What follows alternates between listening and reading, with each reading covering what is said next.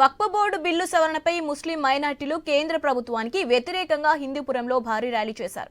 Bill ఆమోదాన్ని వ్యతిరేకిస్తూ నిరసన తెలిపారు. ప్రధాని Modi, CM Chandrababu, deputy CM Pawan Kalyan కు వ్యతిరేకంగా నినాదాలు చేశారు.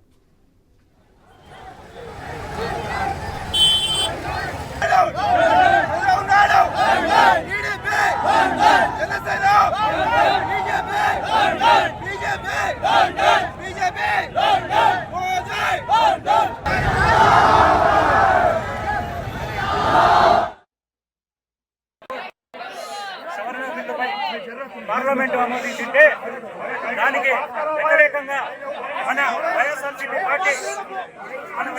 పార్టీ వ్యతిరేకంగా ఓటేయడం జరిగింది. అలాగే ఈరోజు రాజ్యసభలో కూడా బిల్లు ప్రవేశపెడుతుంటే అందుకు కూడా వ్యతిరేకంగా ఓటేయమని చెప్పేసి మా జగన్మోహన్ రెడ్డి గారు ఆదేశించడం జరిగింది. మా ఎంపీలందరూ వ్యతిరేకంగా ఓటేసినారు. మేము ఎల్లప్పుడూ ఈ మైనార్టీలకు మద్దతుగా ఉంటామని చెప్పేసి దీనివల్ల న్యాయం చేయమని చెప్పేసి నేను కోరుతున్నాను. చంద్రబాబు నాయుడు గారిని గతంలో నుంచి ఎప్పటి నుంచో మేము నమ్ముకొని వస్తున్నాము. ఆయన విందు భోజనానికి పెట్టించి కూడా ఆయన మాటిచ్చి కూడా జారుకోవడము ఈ రోజు కల్లారా చూసాము.